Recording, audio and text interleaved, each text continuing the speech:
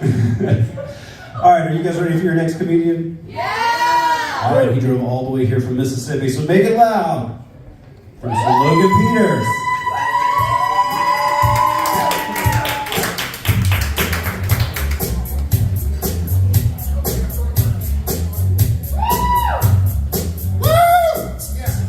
I'm so glad for you. Thank you. Woo! I thought I was going on after Kay, but now he's going to get to come up here and bomb after me. Oh, no. So let me tell y'all a little bit about me. I do a lot of stand-up about my family. I really do. I love my family. But I make fun of them a lot, too. So I've been trying to incorporate my own failures into my set because I feel like self-deprivation humor is a thing. So I called my buddy, right, my best friend. We've been best friends for a while, and I said, "Hey man, what are some of my worst qualities?" Just some advice. Don't ask your best friend that; they know the answer. And he rattled off like 15 items real fast, like. And I did. I learned a lot about myself. Number one is I can't take criticism. Because I screamed at him. I was like, yeah, well, my wife still sucks my dick. Yeah. So now there's this weird tension because every time we see each other, he just thinks there's no justice in the world because he treats his wife like an angel. She is the queen of his life, the light in his eye. The world revolves around her. I treat my wife like an afterthought, and I got 2 blowjobs this morning. So, yeah, she got blowjobs this morning. No, so be careful who you ask your opinion, that opinion from. But onto my family. Actually, no, not onto my family. I've got a thing. I've got a PSA that I need to put out there. Ladies, here's some advice if you want a long and happy marriage with your man. Don't put a fucking mirror behind the toilet. Y'all don't stand up to pee. If you want to give your man his 11th, 12th, and 13th reason why, go ahead. Okay?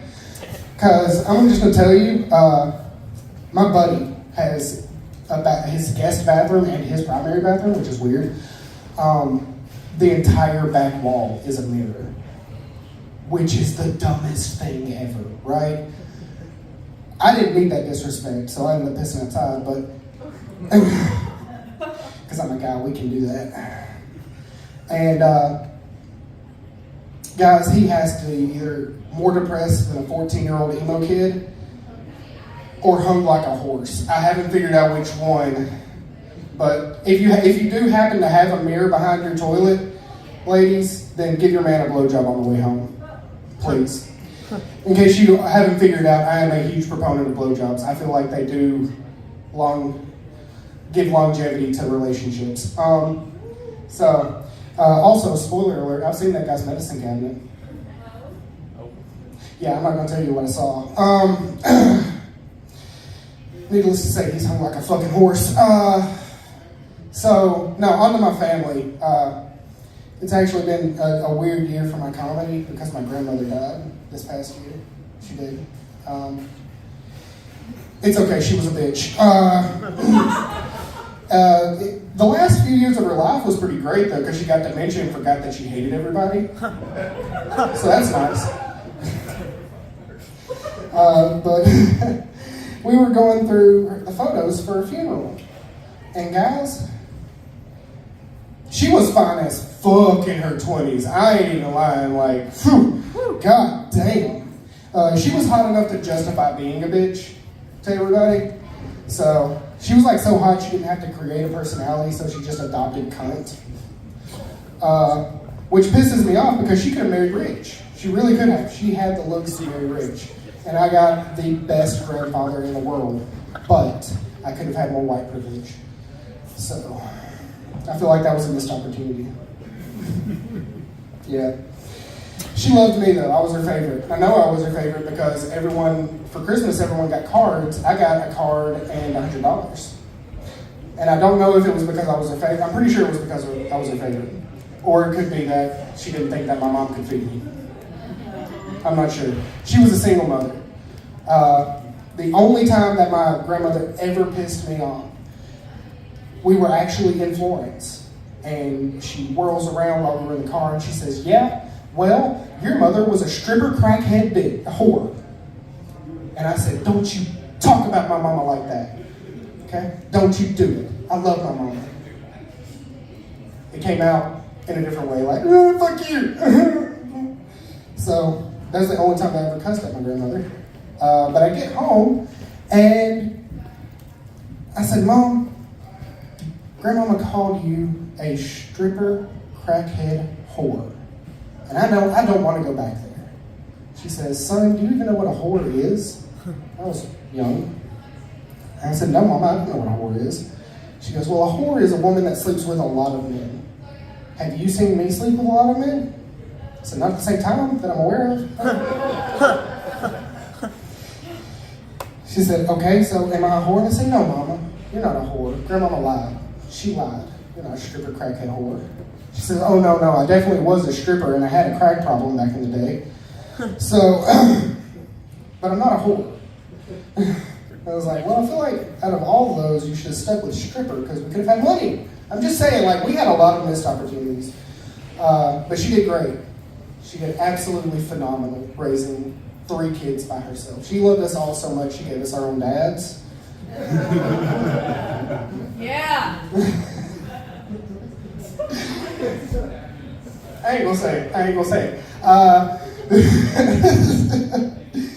But that's also how I figured out that I'm her least favorite because my dad was an alcoholic and left, and my sisters got loving fathers. So it happens to white people, I guess, too. So. But it's okay. She had to be strict. Raising 3 kids, you gotta be strict, right? I guess, especially when you're doing it by yourself. And to this day, she maintains the record for the worst ass whooping that I've ever received in my life. I was in the military when they could hit me, okay? And this woman beat the shit out of me. It was my job to crush cans. Now, I didn't know this because she lied to me, but those cans paid the water bill. That's how broke we are, okay? Had enough money to buy lots of Mountain Dews, but not enough money to pay the water bill. Go figure.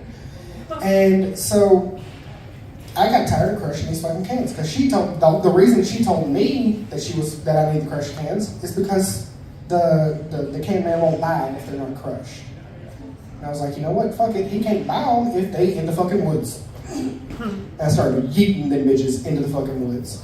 Well, when we came up short for the water bill, Mom got to looking for the cans. And she found them. And guys, whenever I tell you the ass whooping that I received could have only been described by CNN as fiery but mostly peaceful. That's not what I'm fiery but mostly peaceful. Right? It was terrible. Absolutely fucking terrible.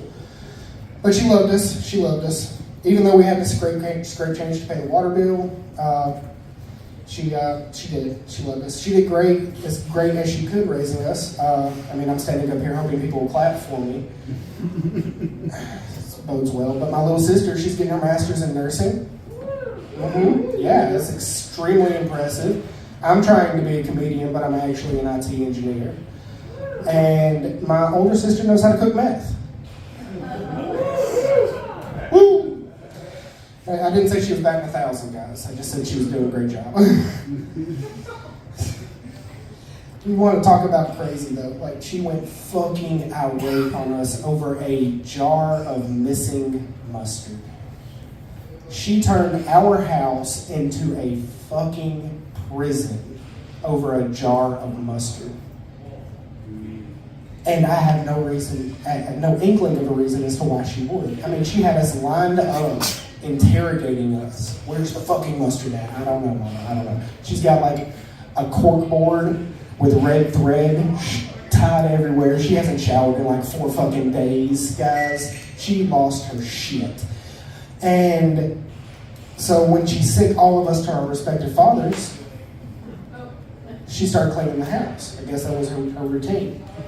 And she walks into one of the bedrooms and she picks up some dirty clothes. There's fucking mustard stain on the sock. these motherfuckers are having mustard fights with my missing goddamn mustard. That's where her mind went. Okay, I told you she's crazy. She goes on into the room. She picks up some underwear, mustard. What the fuck are these people? Are they shooting mustard in their own underwear? What the hell is going on? Right?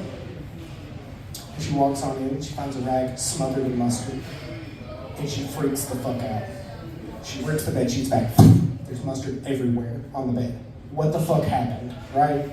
And it clicks. So we all get home Sunday, right? That's like the universal time for kids to get home from their daddy, right? And she catches me. She says, "Sit down." I said, "What's going on, Mama?" She slams the mustard down for me. Found my fucking mustard. Guess where I found it? Don't you hate it whenever your mom asks you, a question that she already knows the fucking answer to? And I was like, "I'm guessing in my room, under my bed." She said, "Yeah. Just tell me, son. Why wouldn't you use lotion?" Oh, right, all right. I said, "Well, Mama, it wouldn't fit in the bottle top." Yeah. She said, "It wouldn't." Oh no, and I saw the light click, just like I saw the light click in everyone else's faces. She says, "Son, were you fucking the mustard bottle?" I said, "Well, yeah. Isn't that what you're supposed to do?" Guys, I was 12. I didn't have a dad to tell me what I was supposed to do, okay? So I'm in the bedroom fucking the shit out of a mustard bottle. And she says, "Son, why? Why would you do that?" And I said, "Well, Mama, the ketchup bottle was too small too." "Motherfucker, what did you do with my goddamn ketchup?" And I said, "Well, no shit, I put it back. Couldn't have both of them." "Duh, Mama." She goes, "You put them back." I said, "Yeah, Mama, I put them back." Put it back. Guys, we love French fries at our house. That ketchup bottle was already like 3/4 of the way gone. And it didn't even cross my mind what was happening. It was a good time. It's my first love. My psychiatrist said that there was be no longer lasting effects. There really isn't. But I still get erect whenever my wife puts mustard on her hot dogs. Woo! Oh, yeah. Y'all, thank you for having me out here. Y'all have been great. Y'all are a beautiful crowd.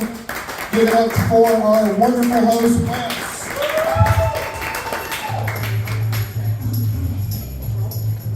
One more time for Logan Peters, everybody. If you'll look under each of your chairs, there's a barf bag for any of the jokes that are extremely distasteful tonight. I'm just kidding. Don't look, man. Don't fall for that. Come on. You got to go out to more comedy shows, brother. Right here, every Tuesday night at 8 p.m., I run an open mic right over there on the other side of the bar. Yeah, and it's not just comedy, There are other talented people that can do things in this town. I don't know. Somebody told me somebody can play guitar or something. Okay, never mind. That fell extremely flat. How about this? I think cops should be able to pull you over for depression. Are you a cop? Yeah. You just shave your head like one for normal? Oh, okay. All right. So you got a Logan Peters problem. All right, I understand now. All right. I think cops should be able to pull you over for depression because tasers are a lot cheaper than electroshock therapy, you guys. I don't know if you've priced it.